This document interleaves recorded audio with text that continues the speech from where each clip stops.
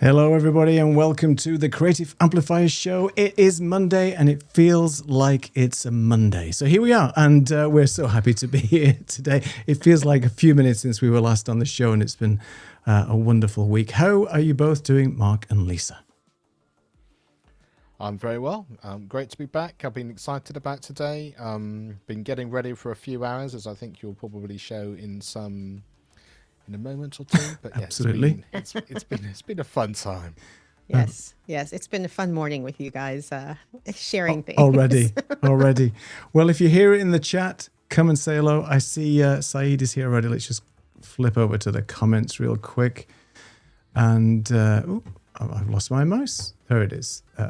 Hello, Saeed. Oh, and you've disappeared. Look at that. There he is. 1 second. Oh, dear.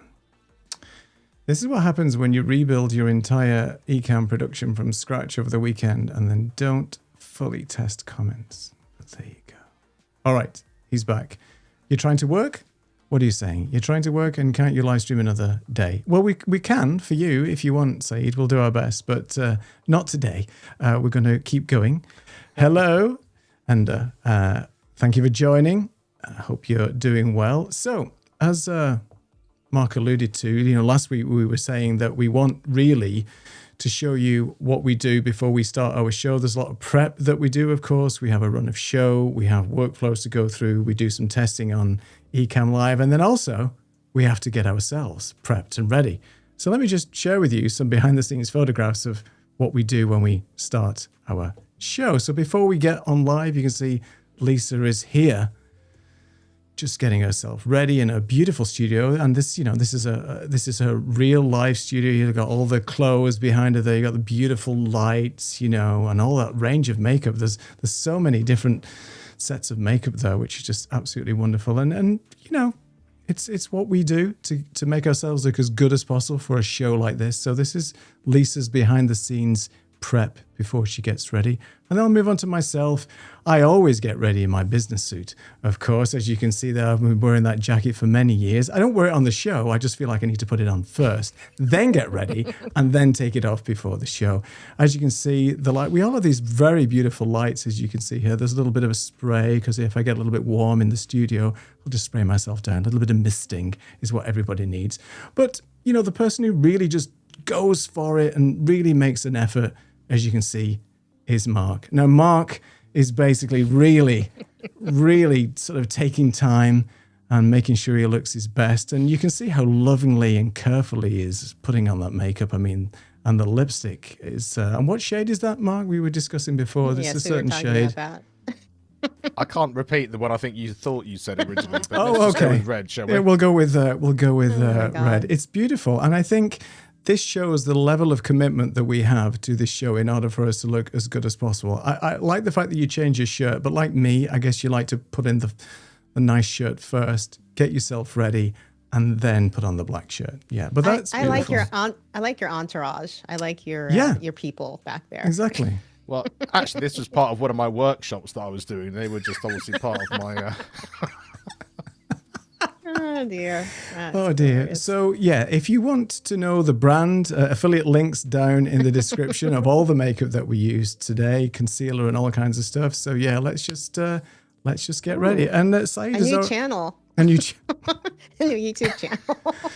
I think Saeed has got a name for your lipstick, Mark. I think he's calling it Amplifiers Red. Oh, I think that's good. quite a nice one. Yeah, beautiful. Well, anyway, thanks for joining. We'll see you next week. No, actually, we're not talking just about makeup tonight. We did have a show planned, sort of. So tonight we're going to be. It's just really. Picture of Mark is just here now. He just won't go. Explain the picture. Why? Yeah, what's the reason for the why show? did we do that? Why did we what? Sorry. Why did we do those pictures? Why did we do it? Because we're talking today. Sorry, it's just the picture of Mark is in my head.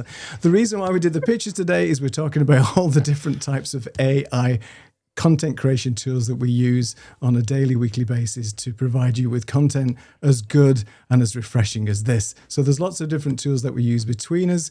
One of them is Nano Banana, which is what we used for those particular images. And Mark kicked it off today with that wonderful image that he sent over Messenger, which was a shock to say the least, but an excellent likeness, as you can see, and it was really good. So today we're actually talking about all the different AI, lost it now, the AI content creation tools that we're doing and we're using. And we're going to go through a few that we use on a regular basis. I'm losing my voice already. Need to drink some water in a second. We've got a few on the list and we'll go through them sort of in no particular order. Well, to you guys anyway. And I'll start off really with the first one that I use on a sort of a daily basis. And I've mentioned this before on a few things. So I'm using Claude. We're not going to demo any stuff today. We're just going to talk around it a little bit. And please let us know in the comments what kind of AI tools that you use on a sort of a daily basis. Are there ones that you use frequently to repurpose content, to generate content, to edit your content? We're going to be talking about a few of those today. So what I typically do is with Claude, I've used Claude's integrations. There's been a few of these updates over the last few months. They started off with just some basic integration to Google Gmail, for example, and Calendar. And then they've integrated other connectors now, as they call it. So there's Notion, Zapier, all kinds of different AI workflows that you can use with Claude. So the way that I use it, as well as just standard usage of generating and helping me with content and research and things, my Claude is connected to my Notion, my Gmail calendar, and my Gmail email. And it's all based on Google Workspace. That's what I use for my business that I have. So a lot of the times I get emails from people, obviously, and notifications, events, and things like that. I do file them away using my email client, but I've started to move away from using the client and really just focusing on using Claude every morning. So I'll open up Claude as my sort of first application, not bother with email or messaging anymore. And I'll ask Claude to search for my priority emails, either from customers that I've been working with or particular topics. And Claude is really good at not just finding those emails, which is a godsend if you're not sort of good at filing them away, but it's really good at contextualizing and putting down really the meat of what the email is about and offering me responses and thoughts around what I should do as a follow-up to that. So I'll give you an example. There was a few customers that I've been working with probably around over the last 6 months. And I do keep a track and a spreadsheet of all the customers I work with, invoicing, what work is outstanding and things like that. And there was a few that was missing because I didn't have them listed in my spreadsheet. So I wasn't 100% sure when those invoices should have been sent, when payment was made, what work was specifically done. So I just used Claude and I basically did a search in Claude and asked it to find all the respective emails that contain either payments, requests for payments, invoice statements and things like that, and list them all out and just put them in a table for me. So then I could cross-reference and use that table that I have in my Google Drive and actually use Claude to just say, compare the two and tell me what's missing. So from that perspective, it saved me a ton of time because before Claude, I would have had to go through each email meticulously, find out and pull out the relevant details, and then put them into my Google spreadsheet. So using Claude's connectivity to Mail and Claude's connectivity to Google Drive, I was able to bring them all together.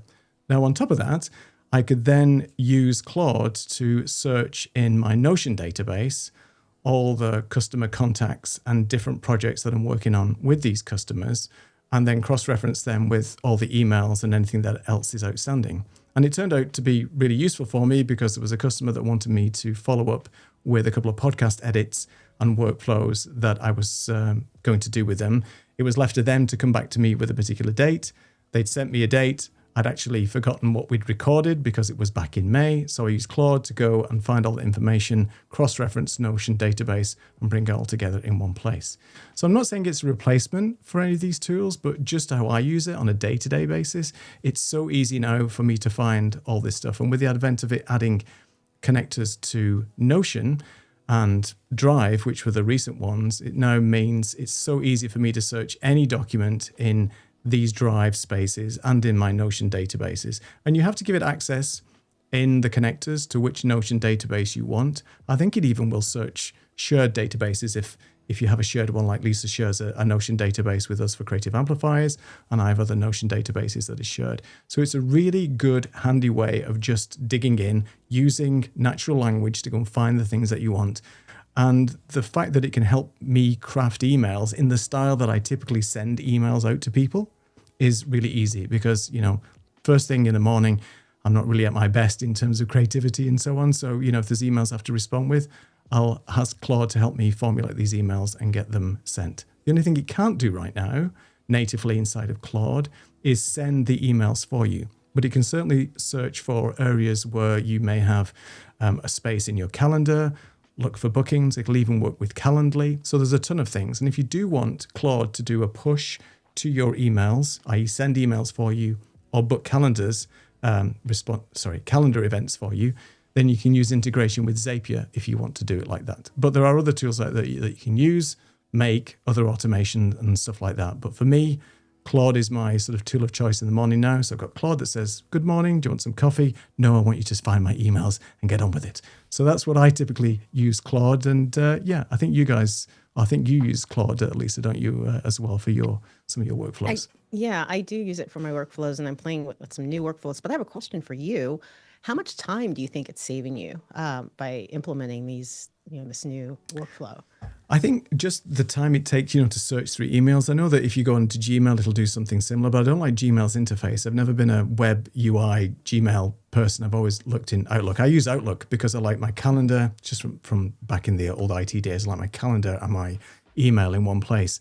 I think it saves me quite a bit of time because if I had to go and search for those invoices and then put them in the spreadsheet and then it'd probably take me a long time. So I'd say it cuts my time down. Yeah, probably take me an hour, and it did this in 10 minutes, 5 minutes. Yeah, and that's great. That's great. Yeah. So I've got a question then in terms of how far down that rabbit hole are you prepared to go while all this stuff is still new, just in case next week there's something else that you'd rather play around with, or do you know what I mean? You sort of put the pin on the door and go, okay, this is me for now, and you've got all those workflows set up so beautifully, and then next week Lisa says, I've got another one for you, and then I think that's the climate we're in, right? I think because something new comes up, especially in the video imaging space, there's always something to leap on, and my philosophy is that use what works for you right now, and if you can carve out some time to research, because it might either enhance that workflow or give you some configuration parameters you don't have today, then by all means research. I mean, you could even use AI to research the AI, right? Just like Perplexity, for example. Another example, I know we're talking about Perplexity right now, but that's something that I use as well, just for researching, because Perplexity is really good at looking at Reddit threads and things. So for getting ideas or trying to find information out about a particular product or something that you're researching, you don't have to bother going and looking at Google anymore. And a lot of Amazon reviews and stuff are all sort of augmented in Perplexity as well. For example, I was trying to find out who won the local election today in Portugal because it wasn't basically broadcast on the normal groups. So I asked Perplexity. I said, I'm in Portugal. Here's my location. Who won the local? And I'm talking about the local in my village. And it said, oh yeah, such and such a body won it. So it's great. I mean, I would have had to troll through and search for that. So, but to answer your question, I think you have to just basically look at what's out there and see. See, I've gone down a rabbit hole talking about another AI, talking about AI.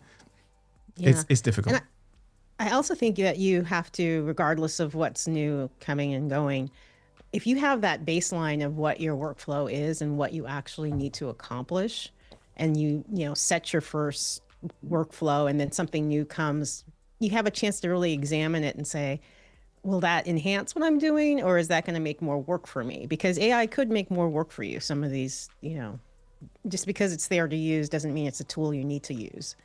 So I think have your workflow established of what you need to accomplish, and then you can pick and choose and research with Perplexity or whatever. And I think that's the way to start or proceed. Yeah, and the other thing I'd say about that is I've seen a few posts recently about people saying, taking a step back, obviously having some downtime and some time away from your business or away from what you're doing, for exactly that reason, that when you refresh yourself, but you start to realize again what's working, what isn't. Maybe you've got a bit of time just to research something new and sort of set yourself up again. So whatever that time period is, it can actually really help you just sort of refocus what you want to do, how you're going to do it, and what that next step is. Because then it becomes exciting again. Then because you're like, oh, this next for me, my next set of podcasts, I'm now going to be using this workflow rather than that workflow, and hopefully then it becomes more organic. But you sort of start from that excited place rather than the overwhelm of, like you say, there's another tool and I should know this, and other people are talking about that, and I'm not using that or whatever it happens to be.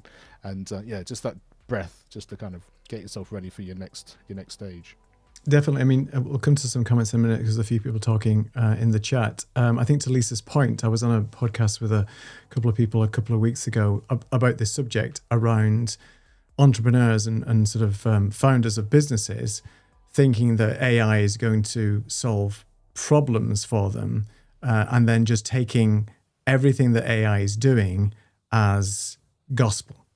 So without doing the proper research and without doing the testing, to just implement AI blindly, expecting it to either solve this particular issue or make your life easier, is not the case in day one, because without proper context and training the AI into the service and workflow that you expect it to do, it's not going to perform very well. So that's one of the biggest, I think, downfalls right now. People expecting too much out of AI because they hear these great things, and they take what a lot of people say on YouTube, not this channel, but they take a lot of things what they say on YouTube. Oh, it's going to solve this, it's going to do this for you, it's going to create this amount of revenue. Isn't the case. So I just the word of caution, just review, inspect, train, and then implement slowly, and do some A/B testing to make sure it does what you expect it to do. Yeah. I think another thing. Go ahead. Yeah. Dave.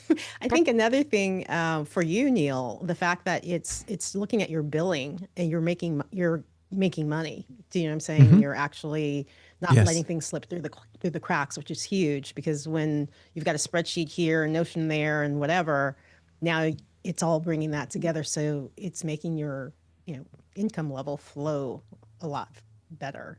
And it's just me as well. I don't have a VA or anybody helping me. So I have to rely on either my memory or notes, and I don't use sticky notes because this office would be a mess. So, asking Claude, or at least making some sort of notes down there to help. And it is helping me in that respect. Let's take a look at a couple of the comments. There seems to be a few coming in. Where do I start? Marcus says, what is wrong with that mirror? Which mirror are we talking about, Marcus? I have to go back now and have a look at these. Let me just get rid of that message. We have to look at the mirrors now. I'm confused. Do we really? No. Let AI talk with your AI. Yeah, that's the thing. Daryl, hi Daryl, says, can you filter true and accurate info with AI since there is so much misinformation out there? AI still hallucinates, as they call it, where it's giving you an inaccurate response. It's getting better, but you should always verify. And I think that's why, if you look at things like Perplexity, it's getting its information from multiple sources. It still has to connect to what's out there on the internet. And I think something like that is going to help you. But in terms of checking, you can always play the AIs off against each other, which is a technique that some people use. So you play Claude against ChatGPT, and you say something like, "Oh, ChatGPT, Claude gave me this response, but I'm not that sure it's that accurate. Can you just verify and fact check it? And it just loves that type of stuff, right? You're just getting them to compete. So maybe that's one way potentially of getting to verify that information. But Lisa, I mean, you use AI quite a lot. Is there something that you do in order to verify that? Definitely for verification or just for ideas, to have them go back and forth, because one sparks something else. If you're trying to do it for ideas, and then maybe you didn't think about, and then you keep, the conversation going back and forth, and you insert what you have to say, and something magical then happens. But definitely for verification, I would go like work between three of them, start with Perplexity, take it over to Chat, take it over to Claude, just do a triangle. Why not? If you have those to use, right? Just to be a little more specific with it. So yeah, and I was also had a conversation with someone who's training AI as well, and they were talking specifically about coding and how you're going to be able to get AI just to code whatever it is that you want. But they were saying, but the really important thing is for you to still be sort of not just interested, but actually sort of qualified and really involved as a coder, because you'll know the sorts of things you're expecting that to be. Just because it gives you something which should be brilliant, if you just take it as read, it might not be, and if there's an issue or whatever, then you don't know how to kind of bring that back in. So a bit like the misinformation, if you see something which you're not sure about or whatever, at least you can find out again and ask something else, rather than, like say, just taking everything at face value or expecting it to be brilliant just because you've asked it something. Yeah, I just did of course, we were talking about going down the rabbit hole before we started, but I just went on Gemini and created like a quiz, and it coded it out and everything, and I could run through it to see how it worked, but obviously some of the language was wrong, or it was the wrong question to ask, so I was able to go back. At least I had a foundation to start the quiz, but I was able to go back, and then they had coded it out, so then I could go in and change little things. I know enough coding to change what I need to change, within the coding, or you can just type it in and it'll change it that way too. But to your point, Mark, of just being able to double check that it's accurate, or it's what you want to say, or it's in your voice, if you are doing something like that, which is huge. So it sounds like you, endless possibilities here. I think training is key to make sure that it follows what you expect it to output. And I think there's a lot of time that should be spent on training the AI to be in your voice, as you mentioned. And there's lots of ways of doing that. There's different samples that you can give it and things. But yeah, it is important. We have some more comments. We have a couple of people joined us on Substack, and apologies for the comments not coming through. My plugin isn't working at the moment, but hi, Robert. Thanks for joining. And Marcus has also joined as well. Marcus is in two places. He's in Substack and on the tubes. So let's see who we have here. Thank you very much for joining. Hello, Lisa. Yeah, glad to meet. Just followed. Hope to be with you in the future contents. Thank you very much. Thank you for your time. So nice for you to be here. Hey, Audrey. How's it going? Long time no see. And Marcus, I love to use AI for things that are instantly verifiable. For example, an Excel formula that either works or it doesn't. Yes, I mean, those are the things. I think the explosion of being able to do all these code things very easily in something like ChatGPT is a godsend. If I was still in my IT job now, it would be so much easier, because I had to hack around and write scripts and code, and I'm not a coder. I just doesn't resonate with me. So yeah, it would have been much easier back then. All right, shall we move on to our next topic, which I've completely forgotten what it is, but I'm going to press this one. Opus Pro. Lisa, tell us a little bit about Opus. Opus Pro, OpusClips. I've been using it pretty much since they started, and it has definitely evolved. If you just do it with a free account, if you're just doing it straight up, you can do a clip anything, which will basically pull the best clips and rate them for you. So there's a virality score. They'll give you the titles. It'll tell you if it's trending, which is really great. If it's something that's trending right now online, that will show up there. But that's all great and grand that you can just, put in your video, and you can put up to a 2-hour video in there to pull the clips from. Wonderful. But if you want to get a little more granular with it, and go a little bit deeper, that's where the AI really starts to shine, that you can put in specific prompts to tell it exactly what you want. So if you want to get specific tips or specific quotes or compile a series from the video, you can do all of that if you prompt it right. Now, what I think is really great is within Opus Clips, in the help section, they have a thing called Clip Anything Prompts. And it basically gives you a list of prompts that they suggest you use if you're trying to find a certain thing or do a certain thing, which I think is great. So I would highly suggest, if you are going to test out Opus, go to that help section, just put in prompts, and it will pop up and give you this whole list of the do's and don'ts of your prompting, specific prompts you can try to use that if you're trying to get to have certain shorts pop up. And it really is kind of a game changer, I think, that it's not just, you don't have to just have it spit out what it thinks you might like or what it thinks might be best online. You can really kind of, like I said, get granular and get exactly what you want to put out there. The other thing now, you can do speed editing in there, which is great. I'm not sure how long that's been out, but I use that. And that allows you can enhance your speech. You can take out the pauses. If you wanted to, you can even add a little B-roll. That's a thing. So again, you're saving time because it's all contained within Opus. And some of this stuff is interesting because it crosses over into other tools that, like Mark's going to talk about, Descript, and later we'll be talking about Riverside. But all these things are crossing over their capabilities, which is really interesting. And then the last thing I'll really quickly talk about is you can pull your transcript from here, which is fantastic and very useful because you can then take it and push it over to Chat or to Claude and pull things from that. Get your chapters that you need to have for YouTube, which should be after your descriptions. And so people can find exactly what you're talking about. And you can also pull quotes. You could use that transcript to create captions for your socials like Instagram or Threads or X or whatever.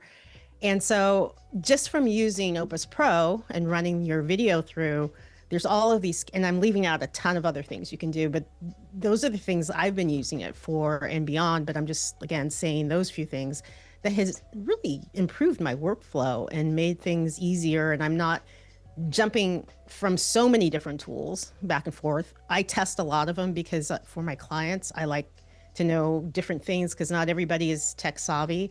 So, you need to use one tool for one reason because it's easier, or, use the other tool because you can just shine with it and do it. So I'm the girl who goes down the rabbit hole with you. With you guys, because there's so much out there, and you have to test it and see. And I know we do it because we have people we work with, so we have to. But then, what do I bring back into my workflow to make it easier? Use Opus for our show quite a bit, and for other things. So interesting. Yeah.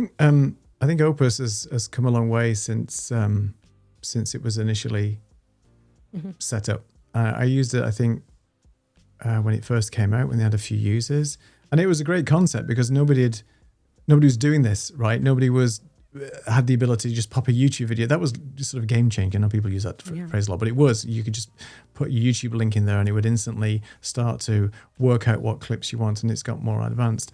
I still use Opus quite a lot, especially for client work where they want something very quick. And the fact now you mentioned that you can go in and do more of the editing, I think that's what was lacking before. You were almost, again, people were relying on AI to do a good job. And then, as you've mentioned many times, it used to miss the key points. It would just get into the meat and then boom, it would just cut off. And it would always cut off at a weird place. Yeah. And right? I started doing workarounds. So, you can put in how many seconds or how long you want it for. So initially I was doing 30 to 60 seconds because that's what, the socials wanted. I started doing 90 seconds, but then now I had to go back and edit that just to get that clip. So it was making, again, I'm talking about making more work for yourself with the AI. It didn't make sense. It was faster for me to do it elsewhere. But now, it definitely has gotten better. It definitely has the other thing I left out is the captions you can do and bring those in. So that's one less tool you'll have to do as far as having the captions that you need to pop up so people can know what you're saying if they have the sound off. So that's there. You can take those in and out. You can have a template. So once you establish what you want, which font you're using, how, where it's positioned, it's done. So every time you upload a new video, you already have that template for what it's going to look like, unless you want to change it for some reason. So again, another time saver, which is fantastic because that's the whole thing. Save time so you have more time and energy and don't get burnt out doing this because there's a lot of moving parts.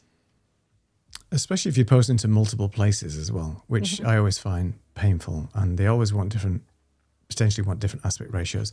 This isn't a quiz question, but it's a curiosity question. When did the whole captioning start on these short form videos? I mean, obviously we've seen tools that use it and are able to create it for us. Do you remember? Was it like 3 years ago, or was it? I think it was 3 years ago, but was it an offshoot from? I'm going in the Wayback Machine when 2016, that you wanted to have captions so people who couldn't hear or see or whatever, not see but hear, could see what was going on, or if they had the sound off.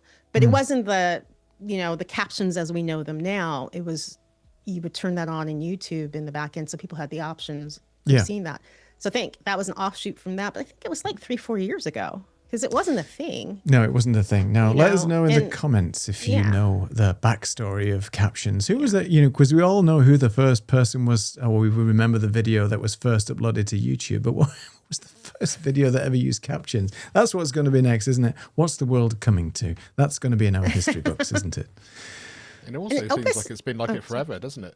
It does. It's always been like there. It, but it's like just 3 or 4 years or whatever. But. And Opus is only 2-3 years old. It's not. Maybe, not that old. I think it had its first year anniversary not long ago. And I think, and there's some people that just hate captions, but I think it's, like you've mentioned, it's about hearing impaired people as well when the original captions were put on. But a lot of people consume content when they're on the trains or buses or walking or whatever, and they just have the sound off, or at work when you should be working, and they have the captions there. So I think it's an easy way, particularly if it's not a tutorial or something that's very, very visual, very audio intensive, that you can actually use the captions to do that. So yeah, interesting. Let's just have a quick look at the comments real quick, and we'd like to know as well from you guys who's in the chat, which tools do you use? Just pop a comment. Let's talk about it. If there's any ones that you use that we're talking about tonight, would love to know, because I'm always interested in what other people are using. And to your point, Lisa, real quick about clients. There's a lot of clients that ask, well, I need a tool to do X. And it's our job as consultants and working with them as their trusted advisors to go and find one that not only does the job, but is relatively straightforward to use, because we don't want to be the ones who are having to do all the heavy lifting. Do the model whereby we work with you and not work for you, as it were. So we don't want to do all the work and get that stuff done. Let's make our clients autonomous so they can use the tools as well. But it's difficult because there's so many. A client comes to you and says, there's these 6 tools I've heard about. Which one's best? Well, it might not just be one, right, as you mentioned, but we'll talk about that. It might not be one. And also, what is their budget? Some of these tools range from, most of them start free, but when you really want to get into the weeds and do what you really need to do, you will have to pay for them. And, they jump from, I don't know, $12 to $29 to $40, to $49 or whatever or more. So do you really need that right now at this point in time with the content you're creating or what you're doing? That's the other thing. So it's almost like I have people tell me exactly what they want to do, and then I go down the list of recommendations, tell them the options, but I'm like, I don't think you need that. I don't think you need to spend the money on that. Spend the money on something else, or don't spend it at all, Remember the mind shift where people used to complain about, oh my goodness, this software is no longer a one-off payment, it's subscription. And the world lost their mind. And now we're in a position where, well, now you have to buy credits in order for this stuff to work. So we're now in the credit mechanism, which is similar to subscription, but it's like a pay-as-you-go model. So we're changing, right? And that you brought that up, that Opus does have credits, so it's a credit per hour of based on the amount of time. So that's how the credits are computed with it. So also be aware of that when you're deciding exactly what you're doing with any of these apps or things. So. I think also it's why this show I really enjoy, because we're just talking about it and we're sort of able to go backwards and forth rather than kind of this is just talking about this and do it this way or this will work in this particular scenario. There's lots of that out there, but just to be able to sort of chew the cud with it and sort of get a different perspective on what we're all doing and people watching as well, because then you sort of feel like the slight minefield that it is, and actually how we're just all kind of working our way through it. And like Lisa just said there, it's not that I'm going to choose this one or this one, it's that I can only afford one, or I only want to pay for one. So if it does the job, I'm just going to stick with that for now. And then these conversations can maybe help you change it if you want, or you want it to be a slightly different way. But at least you're doing it with a little bit of a conversation, which is what most people want when they sort of asking in groups or coming to you for advice. I think going back to having that workflow out and deciding on which ones you want to use, which apps or whatever. If there's an app you want to use but it's too expensive, you have to put on your thinking cap and go, how can I do this in chat? How can I get the same thing? It's going to take me a few more steps, but I can get the same or similar results and still make my workflow work. So it's that thinking outside of the box of, this tool gives me A, B, C, D, E, but I can't afford it. Maybe I can just get ABC by using Chat or Claude. And the other thing I was going to say to that point is a lot of tools do offer a subscription model based on a monthly subscription. So just buy a month, play with it, see if it does the work for you, and then don't pay anymore if it doesn't work for you. Don't be tempted, I guess is the message, to have the cheaper deal, which is the pay annually, because you might go down a rat hole of getting this tool because it's a good price, but then it doesn't do anything that you want it to do. I'd rather pay a little bit more for 1 month, trial it out, test it out, because the trials that you get, as you mentioned, the free ones are good, but obviously there's lots of add-ons and things. Some of them do offer like a 14-day. So before you even press the button on the 14-day trial, have a written list of things that you want to do for these tools, and just really hammer them for a few days to make sure that they do what they're supposed to do. Because you know what it's like.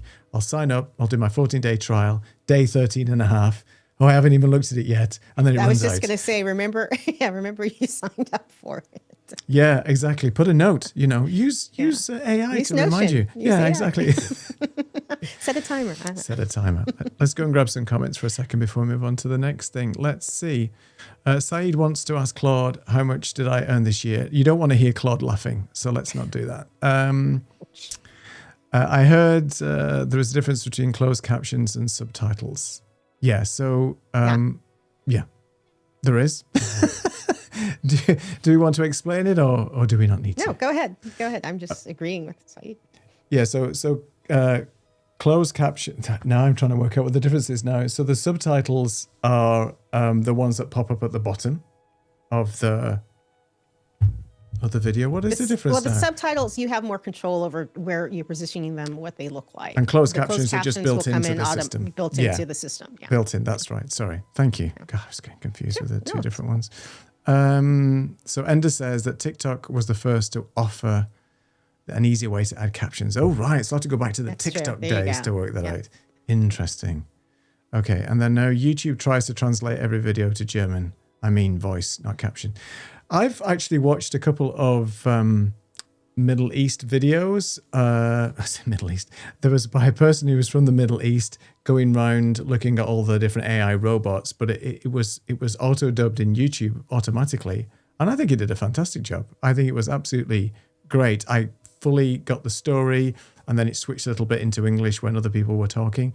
But I think it's really good. I think that the fact now that it's doing that automatically just gives you a bigger reach for your audience, for your content, so you're not just limited now by your native language, which I think is great. And I would say go into your analytics and see where people are watching you from. If you see there's a country that for some reason people are watching you, do the dubbing in that language and see if it draws more folks, if you want to. I think it's automatic now in region, isn't it? So you could switch I think it works like that. Yeah, right? but with all these tools now, you could just, do whatever language you want. That's right. Have it connected. You could even have captions in the foreign language, right? Yeah.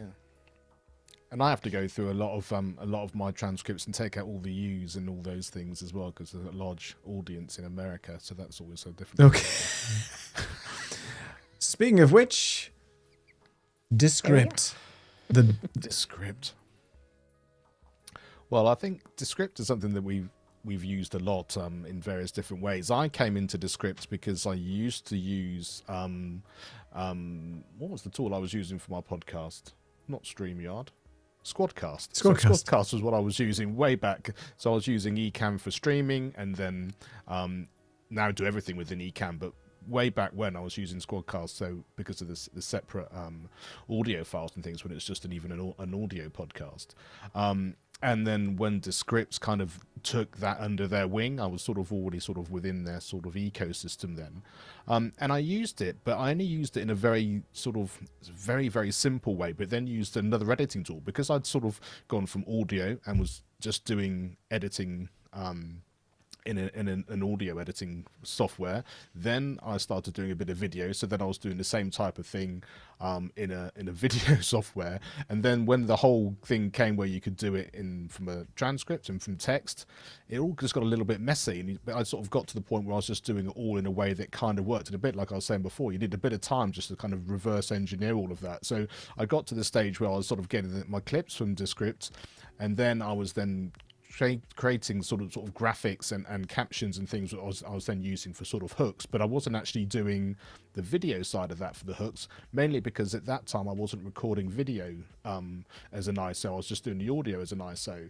And so then when I decided let's do it all as an ISO, make sure all your systems and your computers have got enough power to do all of that, then it suddenly became easier. And then everything I now do through Descript, because you've got the transcripts and the clips and all the things you can put into it are really, really much better now. And actually a lot of the clips that come back, like Liz was saying, if with the timings and all of that, they seem really clean. They seem to pick up everything in a much better way than they did before.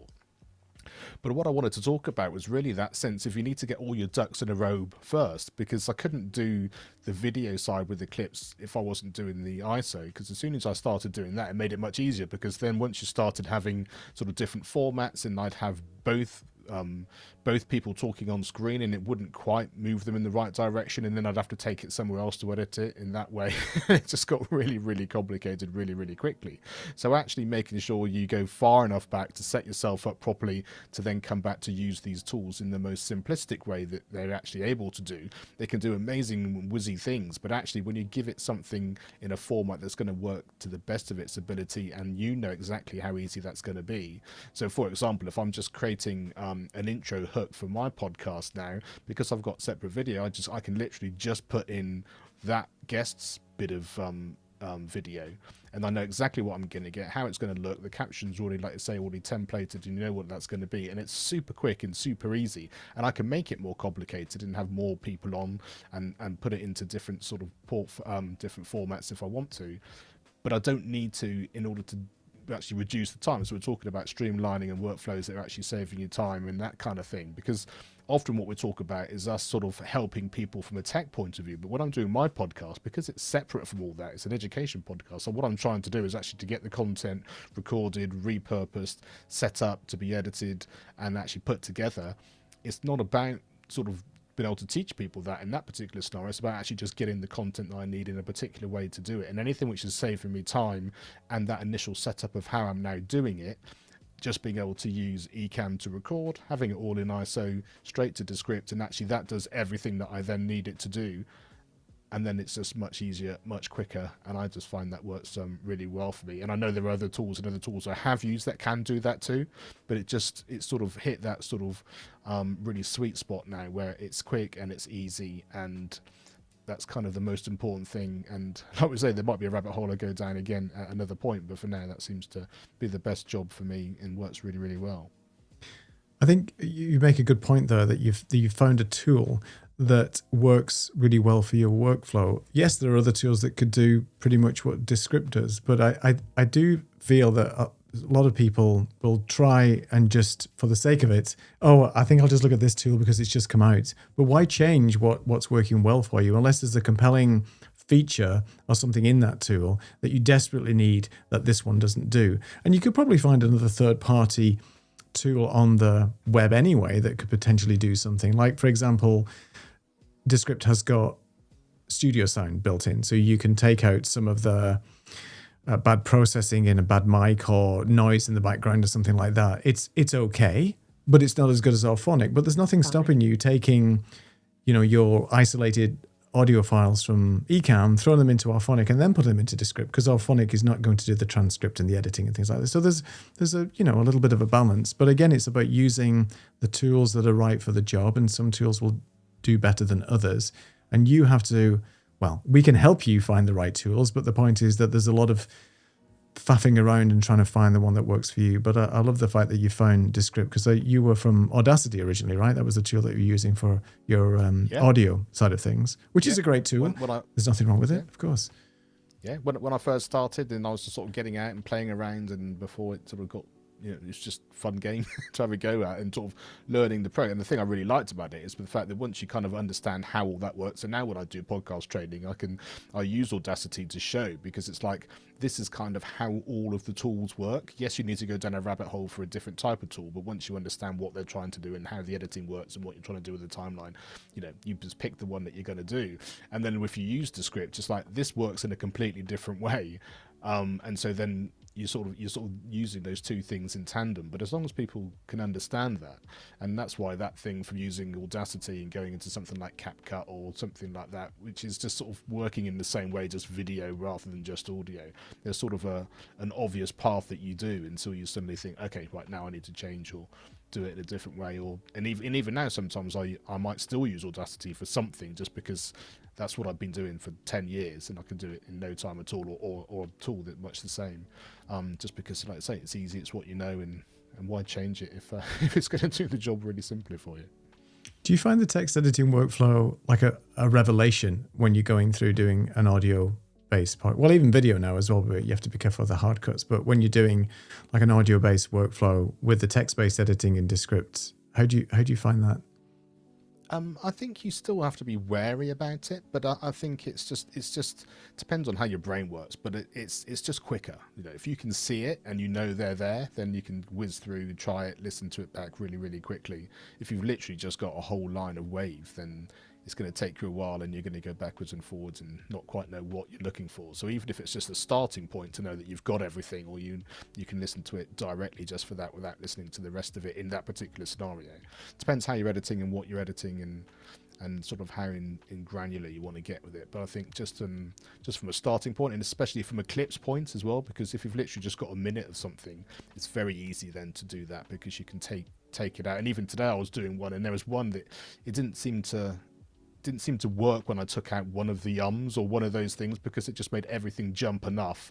And I thought, actually, I could then put that into something else, or actually edit it in a different way. But actually, from a conversational point of view, it seemed to work. And do I really want to spend that extra time when I could be doing something else as well? So I think it's always a kind of a sort of a balancing act between all those things together, and actually what people want when they're listening to it. Because, like I say, you can get very professional with it if you like, but is that necessarily making any difference to the people listening or the people going? I think as long as it sounds organic and it sounds, like a conversation, then I think it's fine.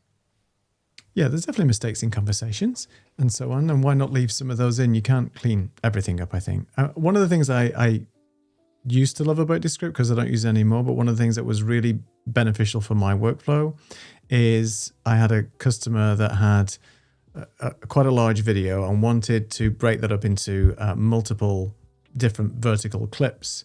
So instead of, if I was in Final Cut now, I would be clipping, I would be copying, I would be putting it into a new project. It's just a pain, right?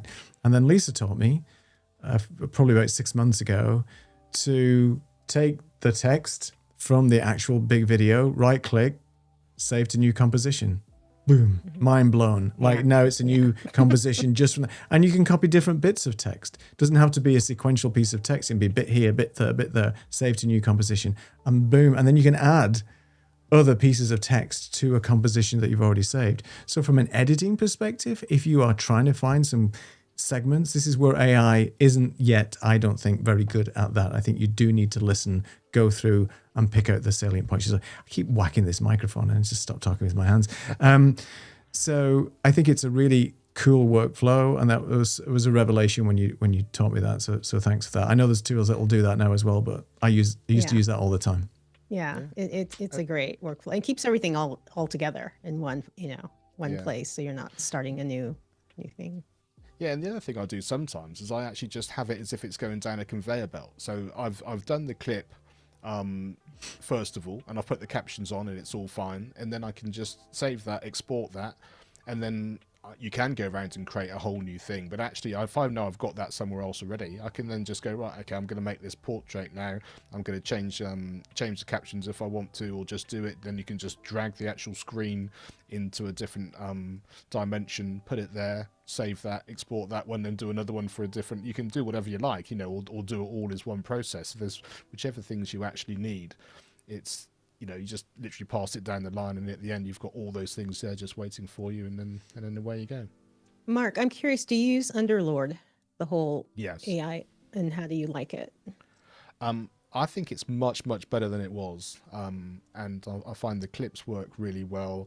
I find actually using, because I was using sort of like the highlight reel, but actually the clips themselves seem to be better working for me than the highlight reel.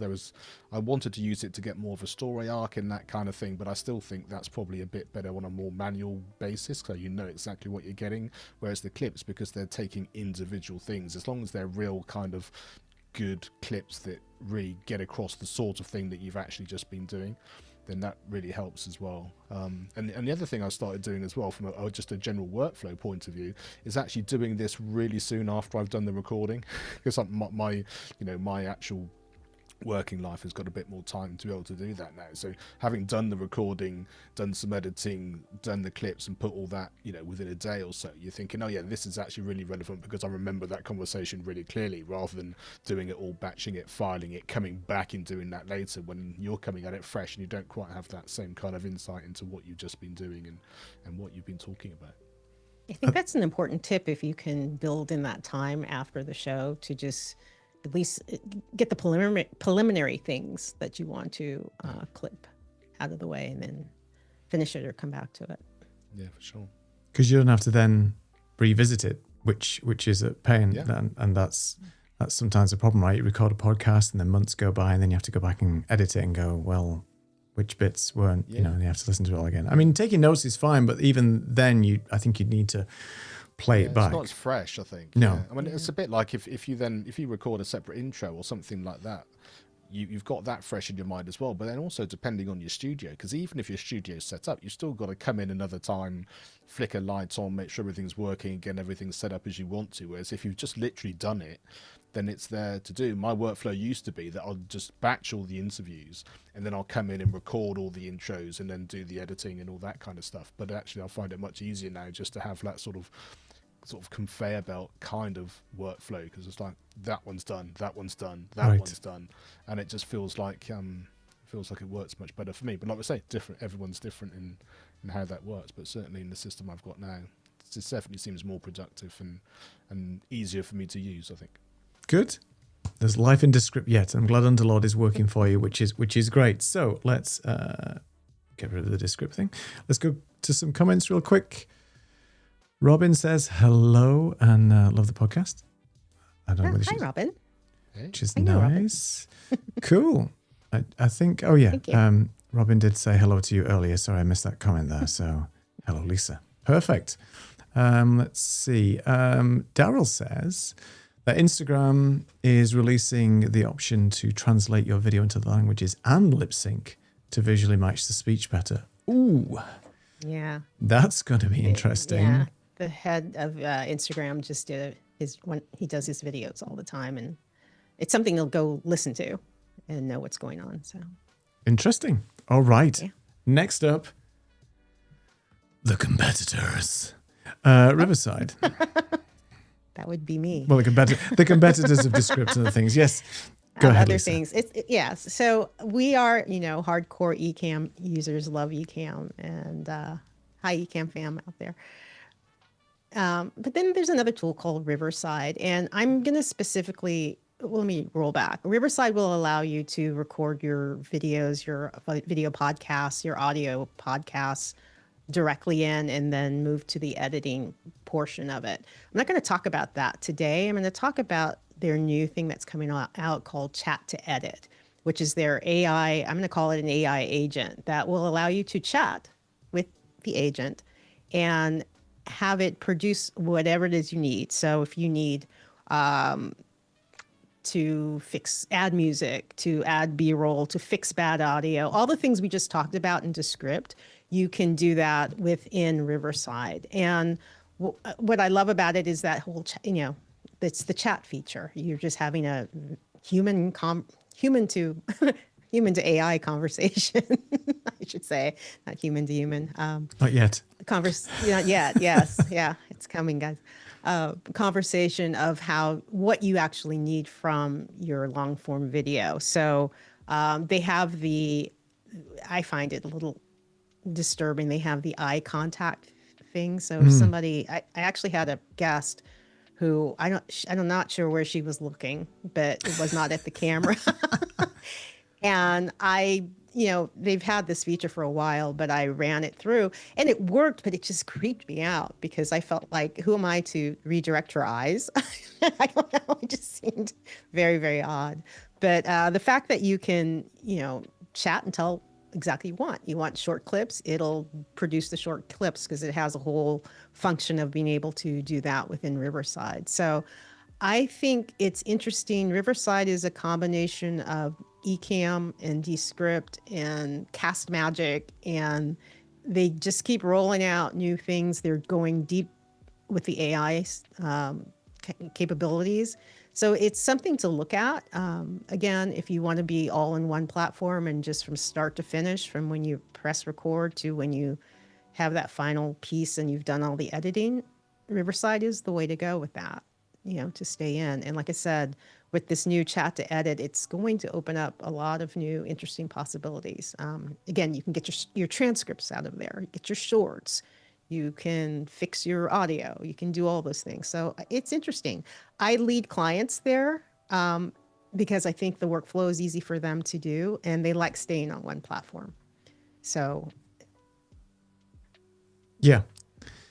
I think it's a good idea that you can stay on one platform with I almost said Descript then, with Riverside. And as we mentioned just before the pre-show, that they're allowing you to host your podcast there as well. So just trying to keep you all in that one platform. Now, full disclosure, I recently ditched Descript because I was having too many problems. Now, my workflow isn't that complicated, but it wasn't sufficient. It was wasting more time me trying to fix things that either was broken or the crashes that I experienced with it, or just the fact that it wouldn't do stuff for me with either multicam editing or adding the transitions. They got these new layouts in Descript and it just wasn't working as fluidly as I'd hoped.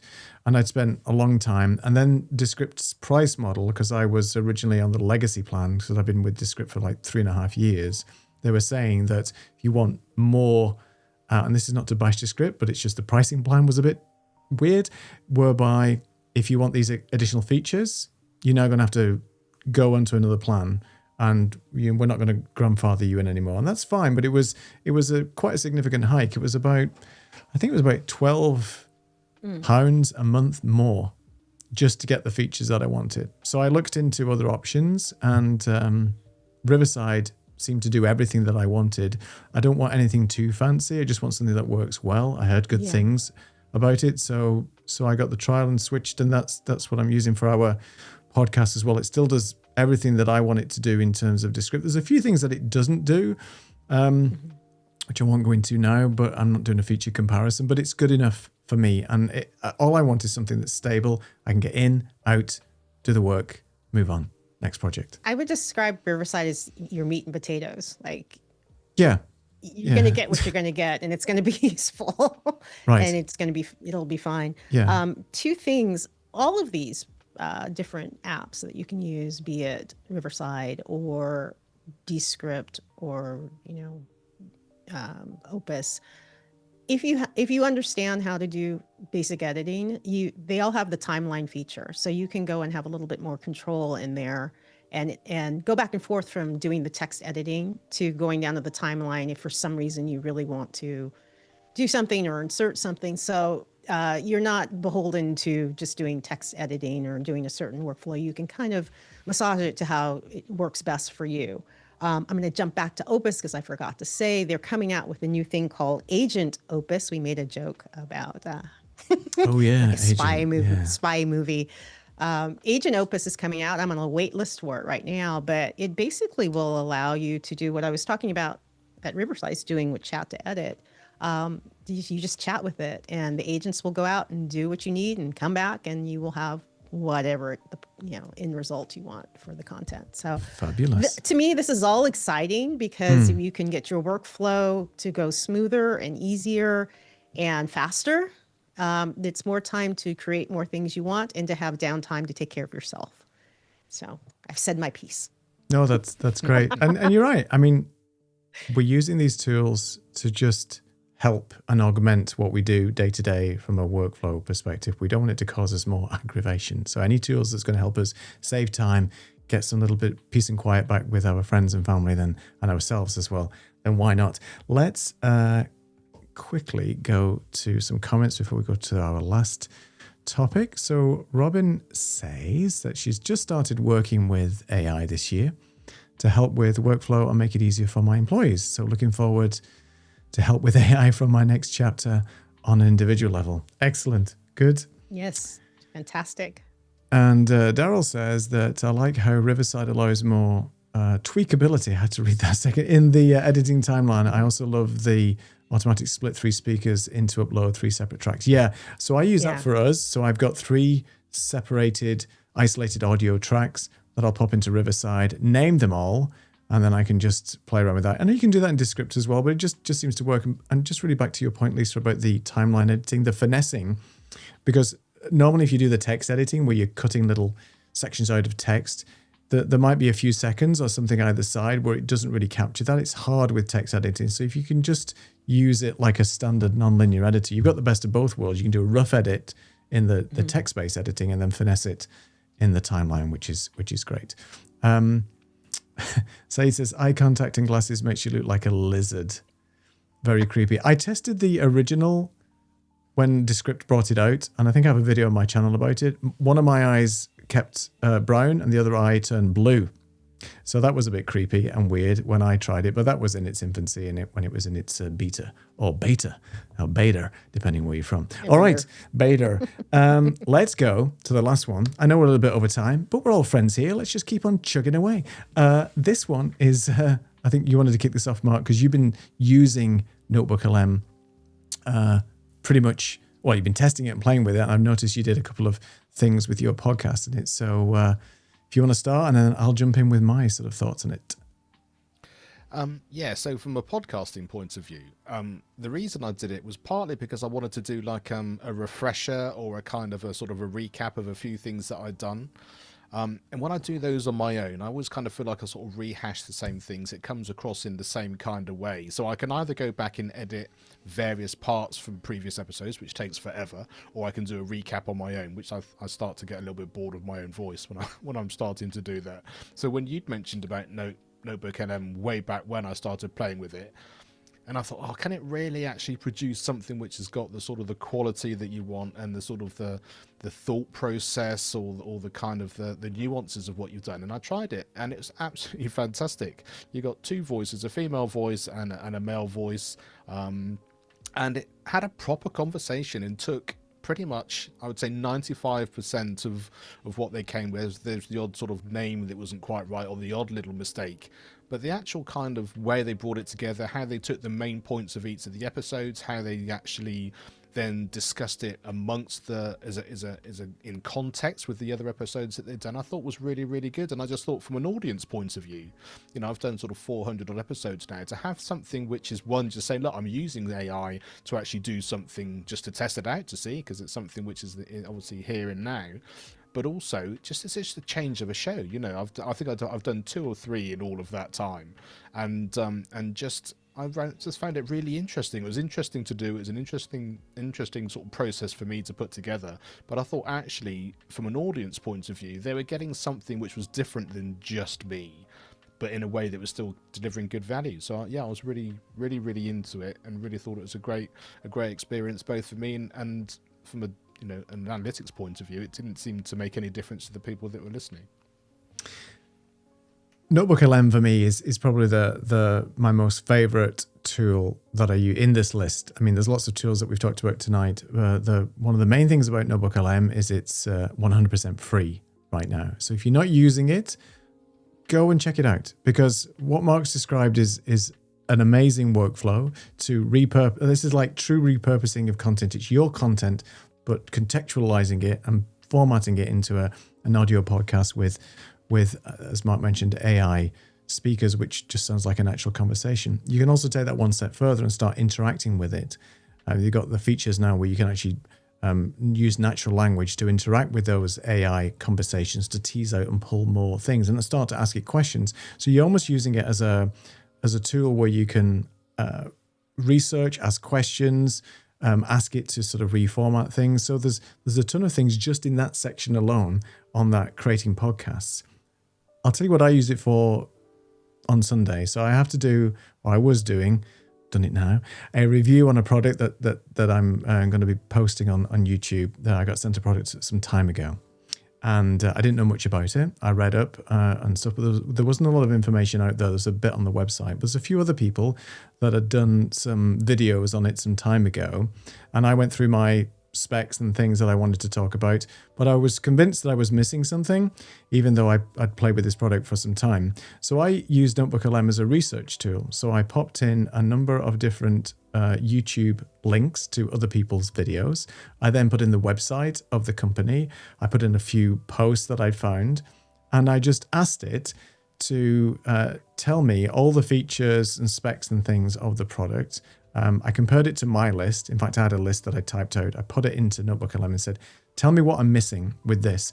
And what it does is it reads all the transcripts from the YouTube videos, does all the research, and then in natural language presents it in a way where you can then interact with it and create all kinds of different content. So you can use it for scripts, you can create FAQs, you can create presentations. I mean, that's one thing that Mark and I have been playing with as well. So you can actually create a presentation, like a visual presentation, like a PowerPoint, automatically from the data that you feed it. It could be your own video, it could be other people's videos, it could be a different workflow, it could be a PDF, it could be a Word document, it could be anything that you want. And you can have up to 50 sources. I think it even goes up to 200 now. 50 sources of information in NotebookLM.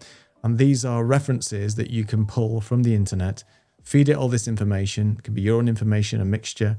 And then you can really start to craft either a story, a book, a PDF, a giveaway, a presentation, an audio book. I mean, the list is endless. And this tool is free. I don't know how they're doing it, but they're adding more and more things all the time. And I've just touched on a part. This product requires a show on its own, or a workshop on its own, to go through. There's that many things in it. I was very impressed, Mark, where you did I think you regenerated one of your podcasts that you did, which is your own content. And obviously you can take audio files that we're talking about as well. And then you created a presentation, right? You sort of pushed that out as an actual presentation, I think, of one of your podcasts, I noticed. And I did the same in one of mine, just as an informational thing. So if you've got like subjects and tutorials that you want to maybe see if you can get that done in a sort of a visual style, in a presentation style, then NotebookLM is really cool at doing that. Yeah, I've been using it to build out a workshop. And so feeding it all the information, creating the audio so I can listen to it, because they have their little quips about, well, they're trying to do that. She's trying to talk about that, and that's interesting. So from that, I can take that and run it back through and expand on it, because it might, again, be something I didn't think of, but they're talking about. And it's kind of like having two people who are just reviewing, what you're doing, to give you even more ideas. So again, the possibilities are endless with all of these tools, how you use them, how you take them, how you rearrange them to get what you actually need. And I, again, think that's exciting. So I think for me as well, it's if you think about it, even like, let's say we were talking about Claude earlier on, if I need to write something and I've got a blank piece of paper or whatever I'm doing with, it's really hard to get going. Whereas all of these tools, you can give it the information and the places to go and look at what they want to do, and then you've got a whole load of information, and it can be formatted in a way that you want it to do to give you that starting point, whether it's, you know, a written document, well, let's say whether it's an audio podcast or whatever it happens to be. And if you're then going to change it, or, you know, things like Opus or Descript, you're going to edit something, but you're not starting from a right, okay, I need to start from scratch. Because I think, apart from the fact that it's really hard to do, and, you know, things that get written that I get help for with AI is much better than anything I'm ever going to write on my own from a blank piece of paper. But it also means that you kind of, always, from a sort of a mental capacity, you kind of think that actually I've got some good stuff here, I've got the information that I need, and I can finesse it and make it sort of talk my language or be presented in a way that's going to work for me. And I think that's the same whether it's the written word, or whether it's audio or video, or whatever you're doing, or even the workflow like you mentioned, Neil, before. It's like, this is what I need it to do and how I want it to do it, and we're starting from that standpoint rather than the effective blank piece of paper. Yeah, and I think we've spoken a lot tonight about all these different tools, and I think it's worth just reiterating that you don't expect the AI tools to do everything for you. Verify the outputs, verify what you're doing in terms of the editing and so on. But there's no doubt that this is the best time right now to be around and start learning these tools and embrace the tools in your workflow. You don't have to look at them as overwhelming, taking over the earth, Terminator style. Well, I mean, but, you know, Yet. we're here for the ride. But the point is that a lot of these tools can really help enhance your workflow. And as Lisa said, it's all about giving yourself some time back and helping you make your life a little bit easier when it comes to content creation. Because we know, all from experience, that this game of content creation is tough.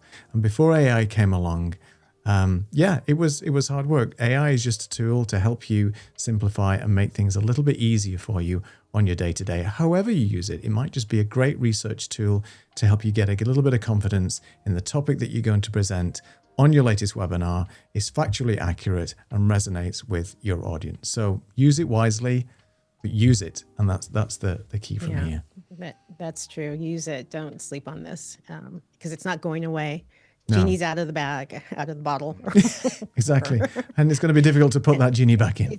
So don't bother. Going back in. Yeah. No. But use it as, it's your assistant, and use it as your assistant, and use it as your second brain, you know, to help you be more creative.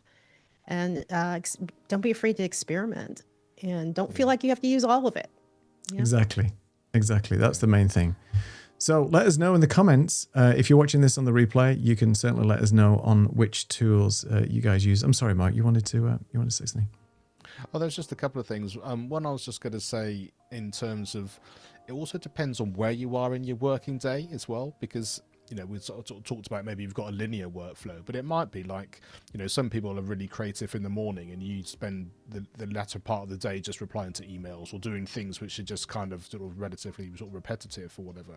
You can do the same thing with the AI as well. You know, I'm not going to do all of this now, but actually I'm going to set the foundations of my next project, which I can do all that today, put some information, get it all started, so that the creativity side of it you might want to use, you're ready for the next day or whenever you're going to do it. So sort of think about how it works within your ebb and flow of your workflow, but also your sort of day or your sort of working week, as it were, because I think then it gets even more productive. And the other thing I was just going to mention was that sort of Dowell sort of mentioned about Ecamm as well there. I think you were going to bring up some of those comments too, and I think we sort of do talk about what it is that you're trying to do, but at the end of the day, what is it, the content that you're doing, that you really want to use, and what's the most important thing? So we use Ecamm to do this, absolutely. I use Ecamm for my podcast, because even though I'd rather do all the stuff that we can make it look and sound like it does from a starting point, like like Alec always says, you know, I want to get it all doing, I want it to do it like that, so I don't have to do all that editing post. Because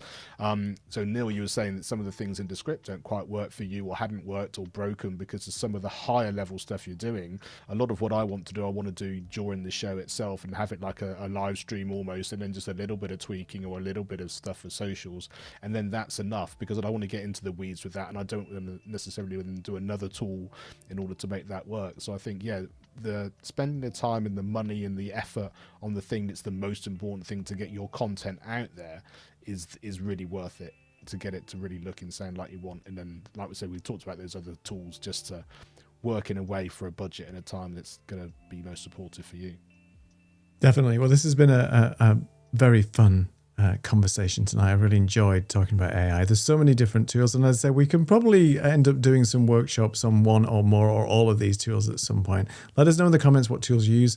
Let us know in the comments if you'd like to know more information or indeed see some workflow, practical examples, demos, and things like that of the tools. Next time we're going to be here, which apparently is in 1 week's time, we're going to be talking about this tool, which is Substack. And we are live on Substack, as you can see. It might be just chugging away there. It's not going to render very well on here, but trust me, we're still live. Thanks for watching us on Substack. I will let the comments sort of next week. We post regularly on Substack.